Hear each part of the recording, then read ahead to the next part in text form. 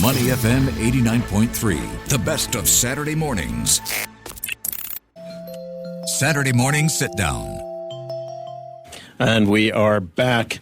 Coming up in Singapore on the 13th of February is going to be the Audi House of Progress, Singapore opening up. Now, Neil, I don't know if you've been around town, but this is an emerging trend. Some of the automakers are now having more immersive showroom experiences.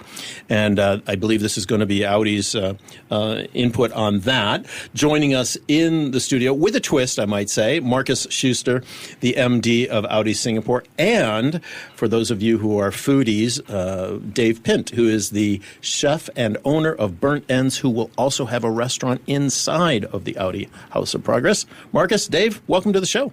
Hi guys, good morning. Good morning. Happy New Year. Great to have you here. Happy New Year to you. Markus, let's start with you. Tell us, first off, the concept behind the Audi House of Progress. We have seen others starting to play with this idea around Singapore. What's it going to be like to go look at Audi cars in this new venue in Cross Street? Yeah, when you look at what's happening in the automotive industry in Singapore, there were huge changes after COVID. So it's much more direct to customer. It's much more experiential. So the trend goes away from the traditional car showroom, right? Where you just go when you want to purchase a car.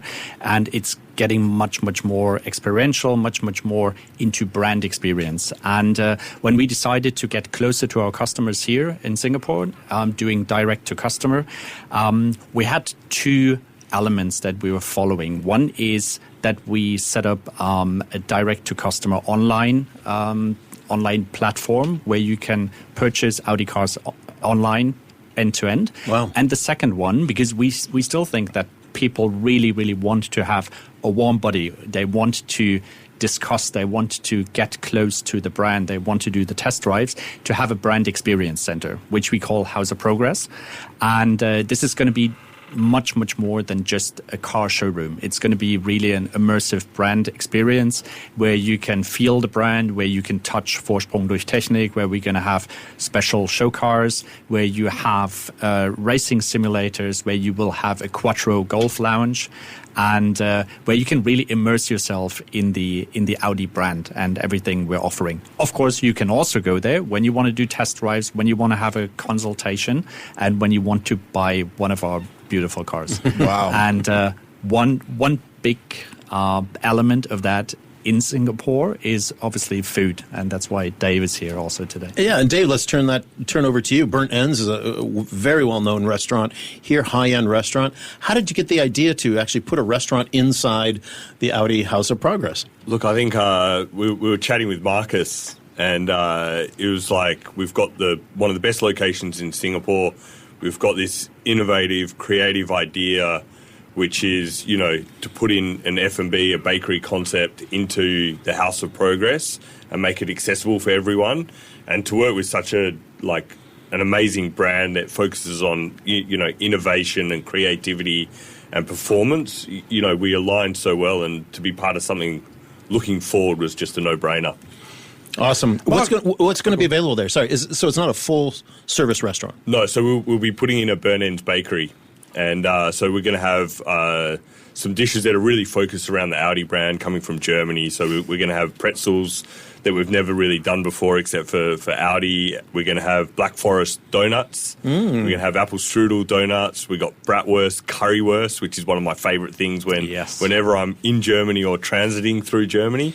So, we're bringing some of these really Audi German flavors into what we do at the bakery normally. Awesome. Fascinating. Markus, I'm just fascinated by this concept. So listening to you just now. So is it for people who want to look at or buy cars, or can it be for anyone off the street just to come in, look at the bakery, do the golf, get a feel of it? What is the actual thinking behind the concept? Yeah, it's practically for anybody who wants to and is interested in getting to know the Audi brand. And that was our concept. We did not want to only appeal to people who are looking for a car at the moment, but we really want to get into interaction with people who are just interested in the Audi brand or interested in the experiences that they can have at the House of Progress.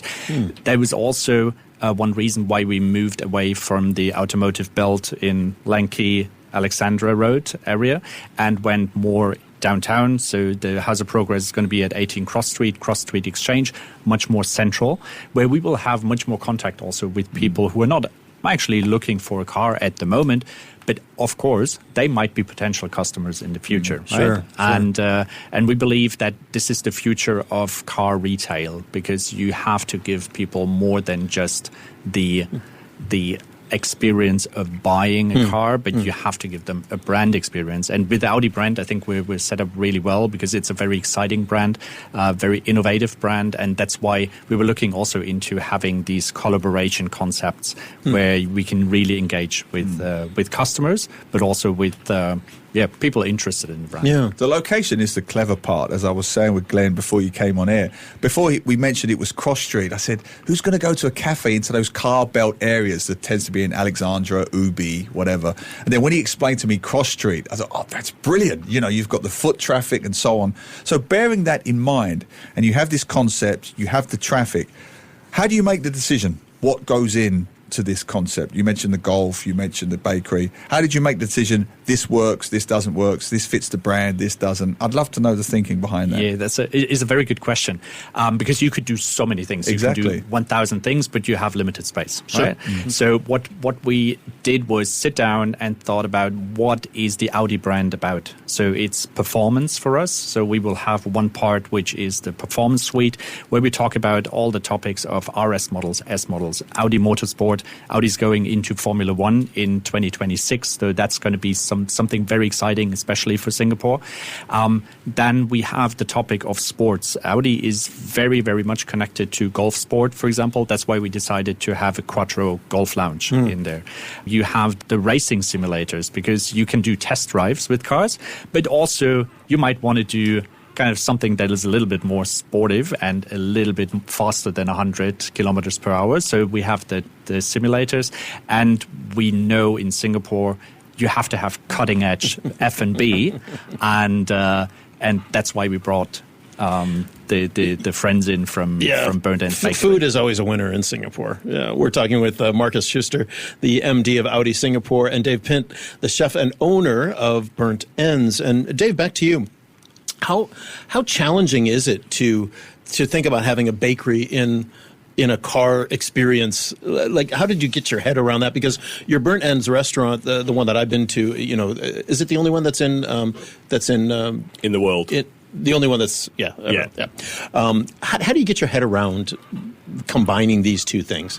Look, I think we spent a lot of time together, and we spent a lot of time with the Audi team to try and understand what they wanted from the bakery and from us, and how we fit into their puzzle. And then, you know, as they're designing the showroom and how everything gets pieced together, it's just a lot of conversations about the dynamics of a bakery cafe versus the dynamics of a showroom and an experience centre.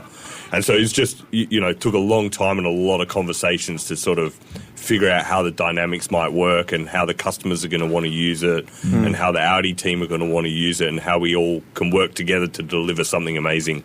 You know, when I was growing up, my mom and my dad used to entertain a lot, and her one hack for having people come into our home was always bake bread before people are coming over, so that when they come in, the first thing they smell is the bread. Now, I assume with pretzels and things like that, it's gonna have it's gonna add something interesting to fresh leather from the audio interiors and fresh cooked food. Is how are you thinking about that, Markus, in terms of those kind of basic impressions that people are going to have? Yeah, I said we wanted to have something that is really experiential, right, and that appeals to all senses. So you have like the visual sense, and you have like all the olfactory senses, and tasting and smelling, and this is something that all belongs together. You don't want to have a sterile showroom, right? Because that's boring. Right? People might come in, they walk around for 5 minutes, they leave, and they don't have any memory of that afterwards. But if it appeals to all senses, that is something that sticks with people, and that is something that keeps people coming back also. So, for example, then if you have the bread, it's something very German, right? Bread is associated with Germany. So when you have these elements, it's something that it adds something emotional, right? And we try to do this from our side with all the Audi brand experiences. And then we have on the other side our collaboration partner, Burnt Ends, who is adding a little bit more of this foodie and the smell. And fantastic. Dave, let's focus on the foodie element, because the best thing about your cross-street location is just that, the location, the foot traffic, the diversity and so on. I suppose the negative side of it, a lot of competition, a lot of food places in that area. What is that? How does that go into the thinking of your menu? Yes, you want that German element that you said Markus wants you to have, but also you want to appeal to as many people as possible, I'm guessing, in Cross Street. So how does that go into your planning in your menu? Look, I think we've sort of we stick to our guns, which is something that we like to do a lot. You know, we focus on what we know our guests really enjoy, and you know, we've got obviously the new dishes that are coming in to give our regular guests something different when they visit Cross Street. But also, a lot of it is, you know, we need to see how the guests are going to use the space as we go. So the first 2 weeks, 3 weeks, a month are really going to tell us a lot about what the guests want when they come and visit, how they're going to use us, and we just need to be super fast to adapt. And I think, you know, bringing it back to the year of the snake, you know, alertness, adaptability is something that you have a lot of this year, and we need to be on our toes with it. And it's a dine-in bakery? Dine-in. So the idea, Markus, is you want people to stay as long as possible. Yeah, absolutely. So it's something we want people to come in, maybe try a coffee, buy a coffee, and then while they're there, because actually the space is super nice, is really cozy, it's really something that is super inviting, to sit down, have a chat with their friends, and then maybe wander around and take a look at all the fantastic cars that we have there, and get kind of seamlessly into this experience, and I think that is key into bringing new people to the brand also. Markus, you've talked a lot about the brand experience and things. Is this a shift or a worldwide Audi change that's happening, or something that's been happening over the years to try to get people to connect in different ways with the Audi brand? Yeah, it's something. So the House of Progress as a concept is something that had been developed by Audi AG and rolled out in different markets, but it was always something that had more of a pop-up character. So limited time, and now we establish this as a permanent institution for Audi and make it a new retail format. And that is something we're the first market in worldwide for Audi to go direct to customer. Oh, is that right? And so for us, this is something is really exciting to try out this new format. To just explain to our listeners, if they're not familiar with that direct to customer versus going through a partner. How does that work, and why the shift for you? What's the benefit of that shift? Yeah, I think the benefit is that you have everything out of one hand. We can be closer to the customers and deliver this really seamless customer experience. And that's why we decided to go in the new car sales direct to customers. In the after sales, we're still sticking to our partner, Premium Automobiles, who will still be offering all the after-sales service for our customers. But all the new stuff is going to go straight from you. The new car sales are going to be directly with Audi Singapore. Yeah. Markus, this seems to be, and correct me if I'm wrong, but this seems to be part of a broader global strategy on the part of Audi to be more into that leisure space. Because I think of Audi, I think of sports, actually. Your sponsorship with Bayern Munich, and I think this year you sponsored the women's team, if I'm not wrong, but also other sports. I know national teams, I think Audi sponsors some national teams as well. So Audi does seem to be really increasing its footprint into more diverse sporting and lifestyle fields. Would that be fair? Yeah, Audi's been very, very much into partnering with different sports. So traditionally, it was always winter sports, skiing, football, basketball, and then you have different collaborations, different partnerships in different markets also. And I think that is a very intelligent approach to have a global approach where you have certain key sports and experiences that you work with.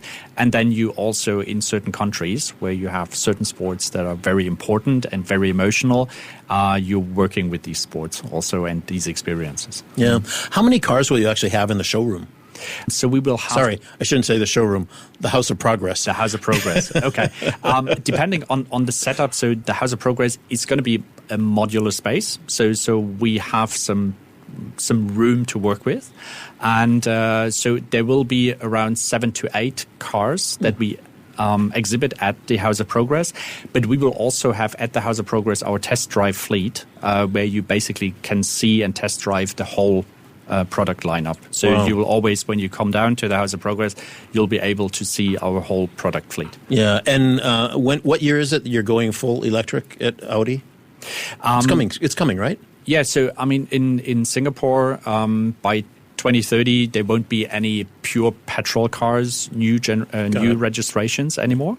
And the target for Audi on a global scale is to switch completely to EV by the beginning of the 2030s. Wow. Yeah, and if you have any questions for Markus at Audi, or of course Dave at Burnt Ends, do WhatsApp us at 88550893 while we have them in the studio. Markus, just back to that EVs. Are you surprised, impressed by how quickly the EV advance seems to have happened in the last 12 to 18 months? Is a good question. Actually, we were not surprised. So the EV take-up that you have now in Singapore is in line with our forecasts that we did some 2 years ago. And it's quite rapid. It's really good. Last year, the total market, around 1/3 of all new registrations was electric cars. And that has to do with product offering, but also with the infrastructure. The infrastructure has really been developing over the last 2 years, and people are very open in Singapore to EVs, to the new technology. Does not mean that everybody is going that way. That's why we're also still introducing new petrol models to the market, because we want to give our customers the choice. In the end, they have to choose. They have to decide what's good for them. Yeah. It's interesting. I noticed this article last week that BYD has now beaten out Toyota in the Singapore market for the first time. BYD cars 6,100 units and Toyota 5,700 in the most recent numbers. That seems like a real opportunity. I wouldn't imagine you're competing against BYD. You're in a different sort of class in terms of EVs. But just seeing those kinds of numbers, does that give you hope that this is really a market that is going to be very dynamic in Singapore? Certainly the Singapore government wants to move this direction. Yeah, definitely. I think Singapore, at the moment, the market is growing. There will be more COE quotas put in the market also. Yeah. So we're in a growing market at the moment. And seeing the dynamics of the market, there is a lot of opportunities, especially for the EVs. That's why we're also expanding our EV portfolio. So we just introduced the Q6 e-tron. There will be an A6 e-tron in the market, and there will be much more e-trons, so full EVs coming to the market, which is great. And so we will have, over the next 1 to 2 years, a huge model revamp and a lot of new model introductions to the markets in order to also take advantage of that dynamic market development. Yeah. Dave, from EVs to bakeries, I was just on the MRT this morning reading a well-known hotel pastry chef has just opened up a bakery herself at a hawker centre. I think all her cakes had sold out within 2 hours. It's a big thing post-pandemic, the sort of the opening of many bakeries around Singapore. I mean, firstly, what's your take on that? And secondly, very competitive environment, and how and will they survive? It's a very tough industry to make a living, let's be frank. Yeah, look, I mean, Singapore is probably one of the most competitive F&B scenes in the world. And, it is always very scary. And I think before Markus came along, we probably wouldn't have opened a second outlet because it just makes me so nervous. But you have your current one in Dempsey Hill, right? Which is a full restaurant. Full restaurant. Yeah. We've got a bakery there and also a bar. Yeah. So we weren't going to open a second bakery.